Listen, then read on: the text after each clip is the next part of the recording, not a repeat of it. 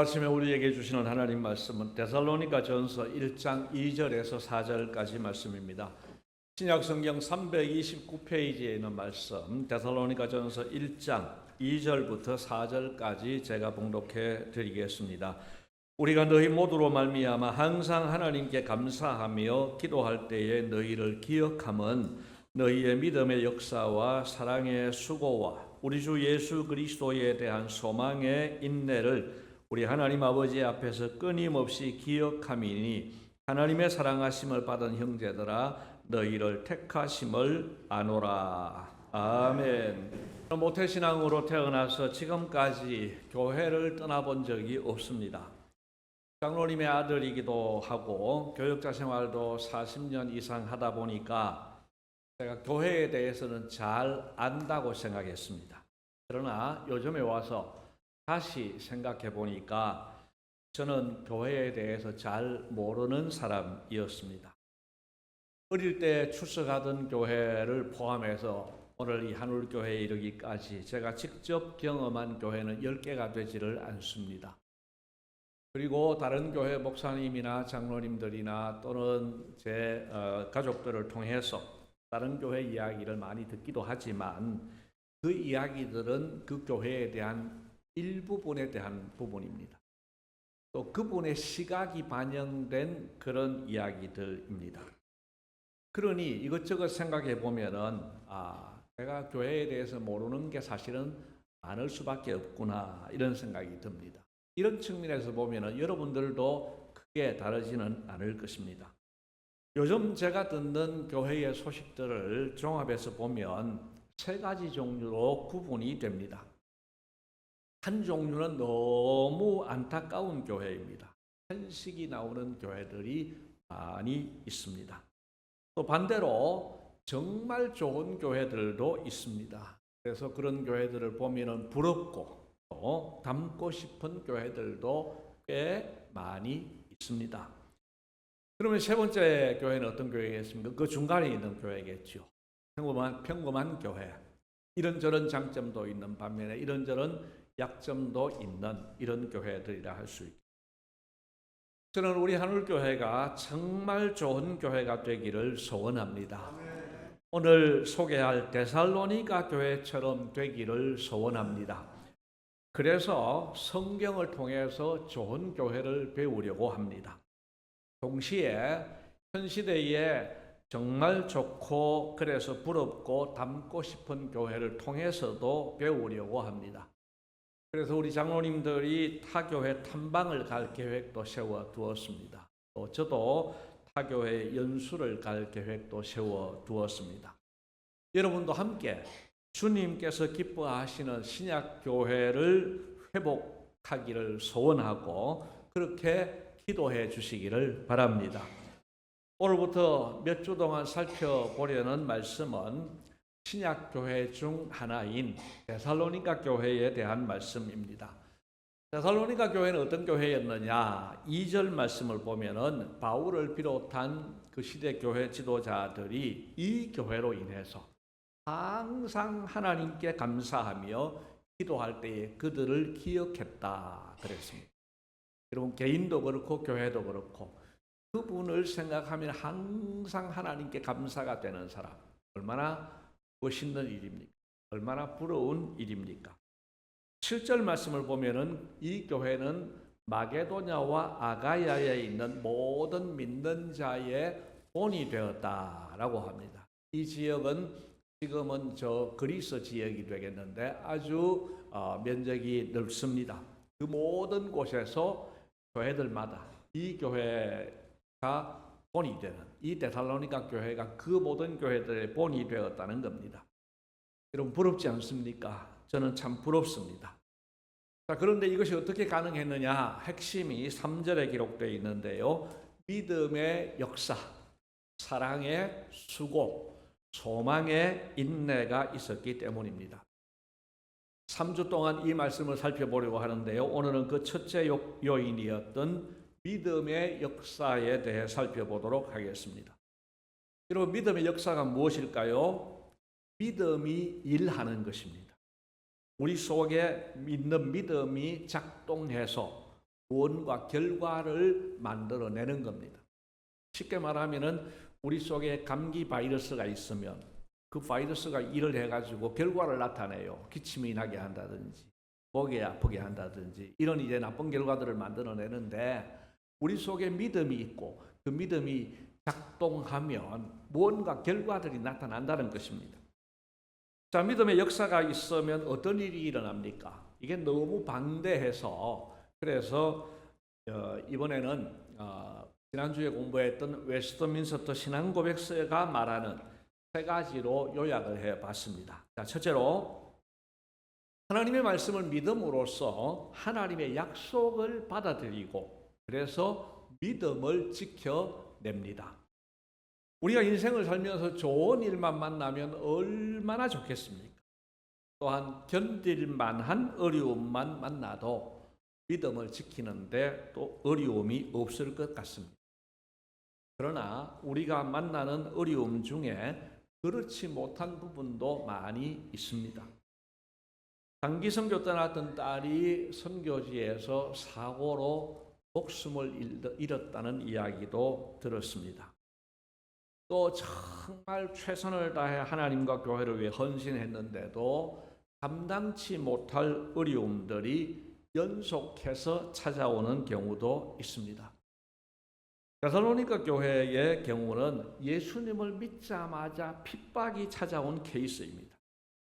사도행전 17장을 보시면은 바울과 실라가 데살로니가 도시에 와서 복음을 전했는데 그들은 안식일을 3번만 보내고 한 달도 못 되어서 도망을 가야만 했습니다. 왜냐하면은 이들을 잡아서 감옥에 가두려고 하는 그런 핍박이 있었기 때문입니다. 자, 그렇게 시작된 교회인데 그 핍박이 멈추었겠습니까? 살벌한 시대였습니다. 그런 분위기에서 예수 믿는 것이 쉬웠겠습니까? 여러분, 하기 싫은 상상이지만 한번 상상을 해보십시오. 우리 교회 출석하면은 모두 잡아서 연행해 간다고, 감옥살이 해야 된다고 그러면은 다음 주일부터 그렇게 한다고 앞에 경찰이 서 있으면은 우리 교인들 중에 얼마나 참석할까? 그냥 믿고 싶기는 오늘처럼 다 오면 좋겠지만 이게 안 될 것 같죠? 안 될 것 같아요. 그러나 데살로니가 교회는 살벌한 핍박이 있는 가운데서도 믿음을 지켜냈습니다. 그 비결이 무엇일까요? 하나님의 말씀을 믿음으로써 하나님의 약속을 받아들여서 그 약속을 붙잡았기 때문입니다. 어떤 약속입니까? 대표적으로 하나만 말씀드리겠습니다. 요한복음 3장 16절 말씀 같이 읽습니다. 하나님이 세상을 이처럼 사랑하사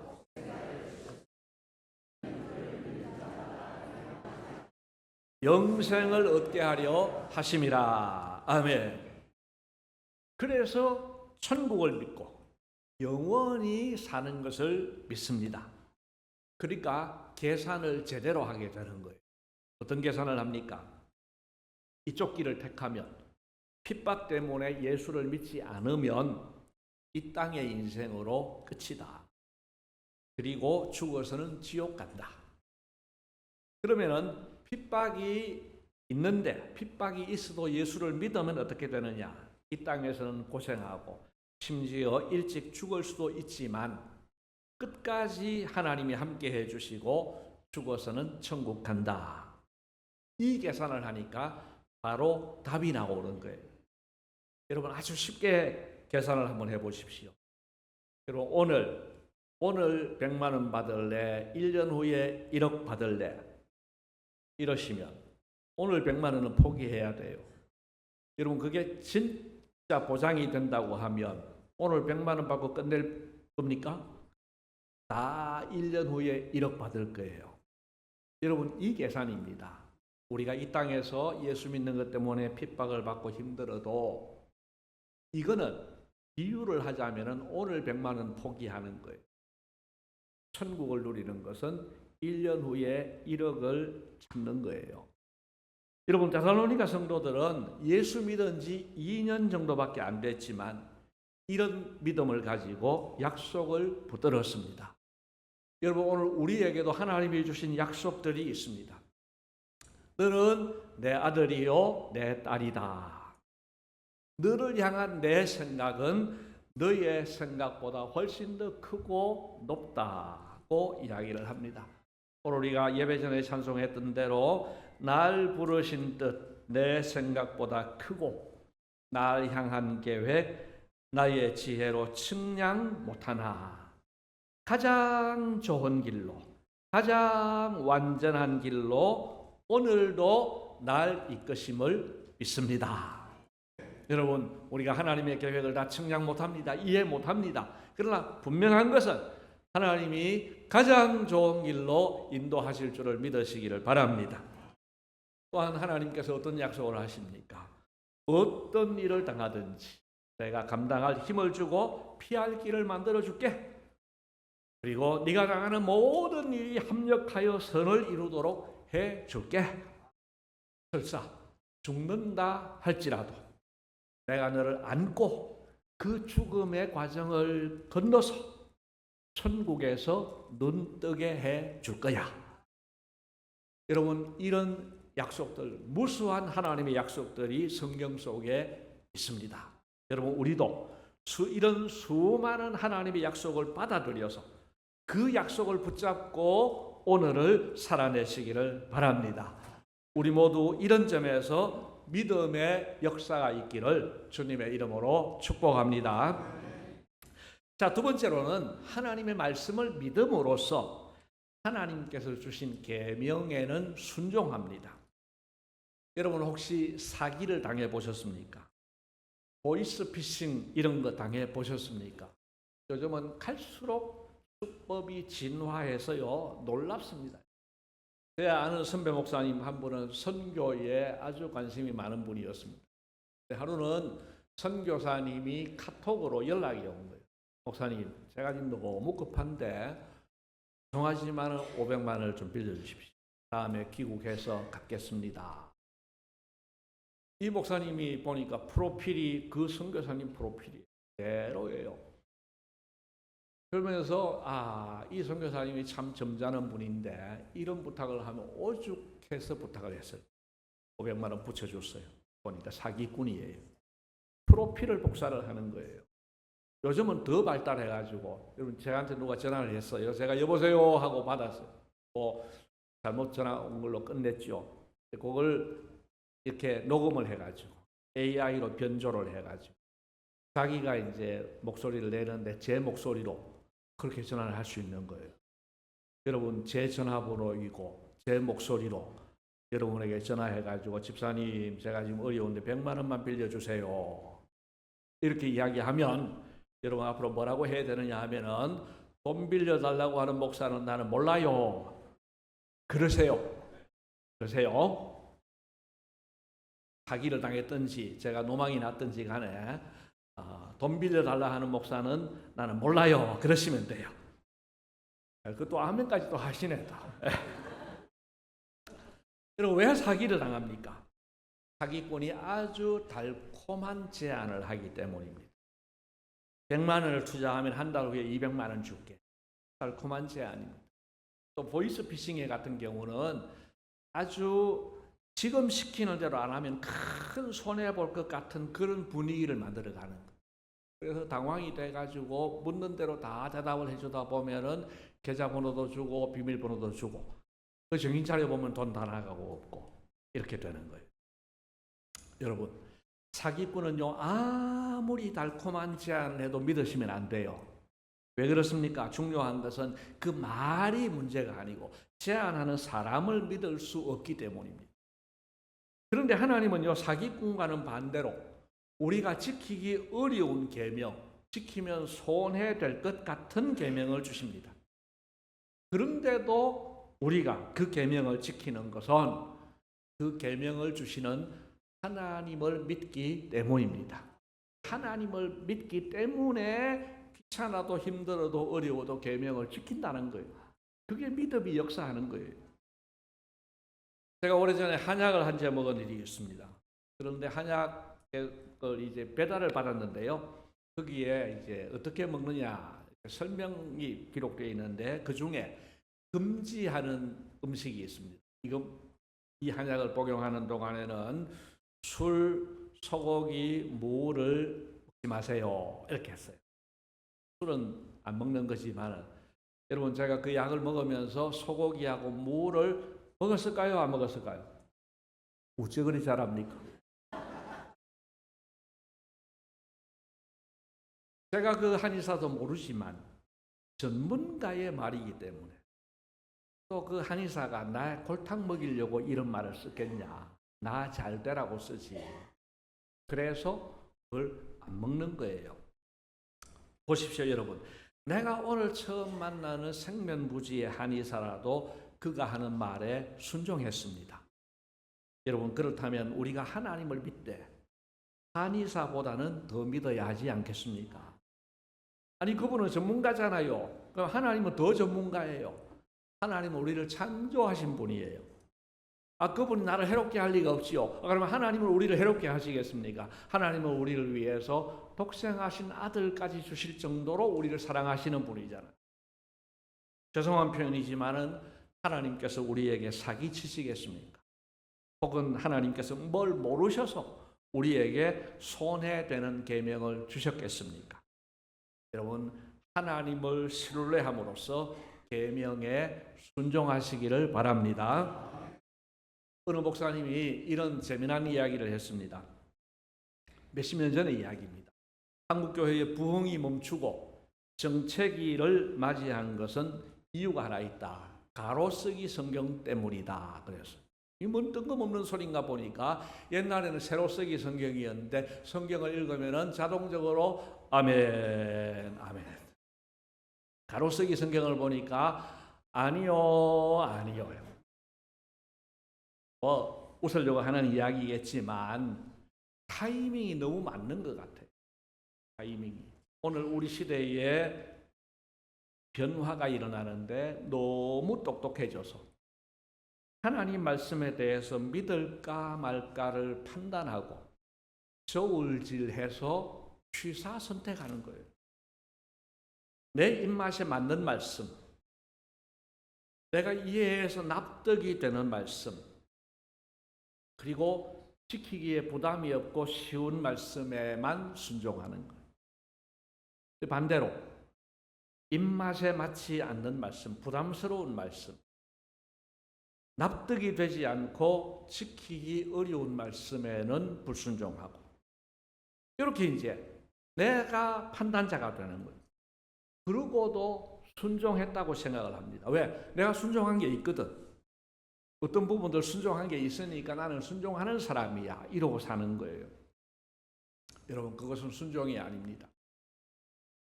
로마서 13장 10절 말씀은 이렇게 말씀을 하는데요. 그 앞에 9절 말씀을 보면은 모든 계명이 내 이웃을 내 몸과 같이 사랑하라는 그 계명 속에 들어있다고 했습니다. 그리고 10절 말씀을 주는데요. 같이 한번 읽겠습니다.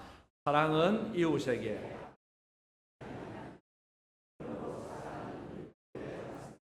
아멘. 여러분 우리가 이웃에게 악을 행하지 않는 것 같지요. 남의 그 도둑질 안 하고 사기치지 않고 그러니까 괜찮은 것 같습니다. 그러나 여러분 다시 한번 생각해 보십시오. 우리가 남을 비판하고 비난하고 뒷담화하고 이런 것들요. 이런 것들은 그 사람에게 악을 행하는 그 사람 내 없는 자리에서 내 뒷담화하고 비판하고 비난하는 말들을 했다고 하는 그 이야기 들으면은요. 이 속상 피해자가 되는 겁니다. 또 이웃을 내 몸처럼 사랑하라고 했는데 배려하고 용납하는 것. 대단히 어려운 이야기입니다. 그렇지만 어렵지만 말씀하신 하나님을 믿기 때문에 순종하는 거예요. 입이 건질건질하지만 하나님이 말씀하셨기 때문에 비판하고 비난하고 뒷담화하는 것을 줄여가려고 노력합니다. 배려하고 용납하면 내가 손해되는 것 같지만 그래도 순종하려고 노력합니다. 그것이 믿음의 역사입니다. 우리 모두에게 이런 믿음의 역사가 있기를 축복합니다. 마지막 세 번째입니다. 하나님의 말씀을 믿음으로써 엄정한 경고에 대해서는 두려워 떨게 됩니다. 하나님께서는 우리에게 많은 위로의 말씀도 주셨고 약속의 말씀도 많이 주셨습니다. 동시에 성경을 읽으면은 엄정한 경고의 말씀도 주셨습니다.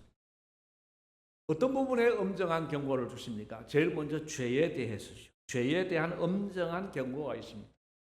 로마서 6장 23절에는 죄의 삭은 사망이라고 했습니다. 그리고 마태복음 5장 29절에서 30절 말씀을 보면은 아주 무시무시한 말씀을 합니다. 예수님이 말씀하십니다. 네 오른 눈이 너로 실족하게 하거든 빼어내버리라. 그리고 네 오른손이 너로 실족하게 하거든 찍어내버리라. 왜 하필이면 오른손입니까? 그리고 오른 눈입니까? 옛날에는 왼쪽과 오른쪽에 있어서 오른쪽을 아주 우선시하는 게 있었습니다. 그래서 눈 중에 오른 눈은 제일 좋은 눈, 손 중에서도 오른손은 제일 좋은 손. 그거 찍어내버리라.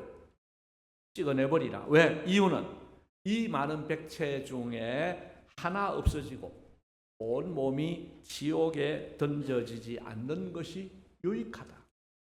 그만큼 엄정하게 죄에 대해서 말씀하시는 겁니다.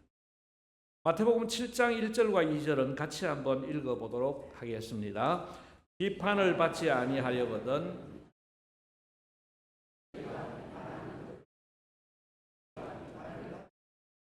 너희가 헤아리는 그 헤아림으로 너희가 헤아림을 받을 것이니라. 아멘. 여러분, 이 경고가 무섭지 않은 사람이 있습니다. 그 사람은 교만한 사람입니다. 나는 비판받을 일 별로 없어. 그 다음에 나는 비판받아도 나는 끄떡없어. 욕하려면 하라지 여러분, 이런 사람 교만한 사람입니다. 그 교만한 사람들은 이제 하나님 말씀을 무시하고 계속해서 비판하고 헤아리는 거죠. 아무개는 몇 점짜리 이러면서 사는 거예요. 그런데 하나님은 뭐라고 하십니까? 베드로전서 5장 5절에 보면 하나님은 교만한 자를 대적하시되 겸손한 자들에게는 은혜를 주시느니라. 그렇게 말씀합니다. 여러분, 하나님이 나를 대적한다고 하시는데, 하나님이 나를 원수로 삼고 나를 대적하신다고 하는데도 여전히 교만해서 남을 비판하는 사람, 겸손한 자들에게 은혜를 주신다고 하는데도 여전히 교만한 사람의 속내는 무엇입니까? 나는 그런 은혜 없어도 살 수 있어요. 나는 내 마음대로 살 수 있기 때문에, 내 힘으로 살 수 있기 때문에 그 하나님이 주신다는 그 은혜 나는 필요 없어요. 여러분, 과연 이런 사람 속에 믿음이 있겠습니까? 여러분, 믿음이 있다면, 그 믿음이 역사한다면 이렇게 하겠냐 이 말씀. 엄정한 경고에 대해서 두려워 떠는 것도 믿음의 역사입니다. 내 속에 하나님을 두려워하는 믿음이 있기 때문에 이런 말씀들을 그냥 공갈로 여기는 것이 아니라 이걸 진짜 엄정하게 받아들이는 겁니다. 또한 악하고 게으르고 무정한 사람에 대한 엄정한 경고도 있습니다. 마태복음 25장에 보면은 달란트 비유가 나오죠. 우리 모두가 달란트를 받았습니다. 건강도, 시간도, 재능도 받았습니다. 그걸 어떻게 사용하느냐? 그걸 사장시킨 사람에 대해서 예수님 뭐라고 하셨습니까? 마태복음 25장 26절에는 악하고 게으른 종이라고 했습니다. 그리고 30절에는 이 악하고 게으른 종을 어떻게 하라고 합니까? 같이 읽습니다. 이 무익한 종을 바깥 어두운 데로 내쫓으라. 거기서 슬피 울며 이를 갈리라 하니라. 아멘. 어떻게 해야 되겠습니까? 이 엄정한 경고를 들으면서 나에게 주신 건강, 나에게 주신 시간, 나에게 주신 재능과 여유, 이거 내가 사용을 하고 안 하고 사장시켜두면 안 되겠구나. 그래서 내가 뭔가를 해야 되겠구나. 여러분, 이런 마음을 가지는 것이 바로 믿음의 역사가 있는 사람입니다. 이런 이야기를 들어도 꿈쩍도 하지 않는 사람, 믿음의 역사가 없는 사람입니다. 또 계속되는 마태복음 25장에서 예수님은 이런 말씀합니다. 줄인 사람에게 먹을 것을 주지 않고, 목마른 사람이 있는데도 마실 것도 주지 않고, 나그네를 영접하지 않고, 헐벗은 사람을 입히지도 않고 병든 사람, 옥에 갇힌 사람, 돌보지 않는 사람에 대해서 마태복음 25장 41절 말씀으로 경고를 합니다. 우리 같이 한번 읽겠습니다. 또 왼편에 있는 자들에게 이르시되 저주를 받은 자들아 나를 떠나 마귀와 그 사자들을 위하여 예비된 영원한 불에 들어가라. 아멘. 무시무시한 경고의 말씀입니다. 대단히 큰 나쁜 짓을 한 게 아니에요. 옆에 있는 사람들에게 무정하게 대한 것. 이 또한 이런 엄정한 경고를 합니다. 하나님께서는 이런 사람을 그냥 두지 말아라고 합니다. 무서운 경고의 말씀입니다. 그런데 믿지 않는 사람들은, 믿음이 없는 사람들은 이 경고를 무시합니다. 반면에 믿는 사람은, 믿음이 있고 그 믿음이 역사하는 사람은 이 말씀들을 보면서 두려워 떨면서 죄를 멀리하고 사명에 대해서는 충성하면서 하나님이 기뻐하시는 일을 하려고 노력하게 되는 겁니다. 또한 내 힘으로 안 되기 때문에 하나님만 의지하게 되는 겁니다. 이것이 믿음의 역사입니다. 믿음이 있으니까 그 믿음의 결과가 밖으로 이렇게 드러난다는 겁니다. 주님께서 사랑하시는 성도 여러분, 우리 모두 개인적으로나 교회적으로나 이러한 믿음의 역사가 왕성하시기를 축복합니다. 하나님의 말씀을 믿음으로써 하나님의 약속을 받아들이고 믿음을 지켜내는 것, 하나님께서 주신 계명에 순종하는 것, 엄정한 경고에 대해서는 두려워 떠는 사람, 이런 사람들 믿음이 역사함으로써 만들어지는 일들입니다. 우리 모두가 이런 믿음이 역사함으로써 이런 결과를 만들어내는 우리 모두가 되시기를 주님의 이름으로 축복합니다.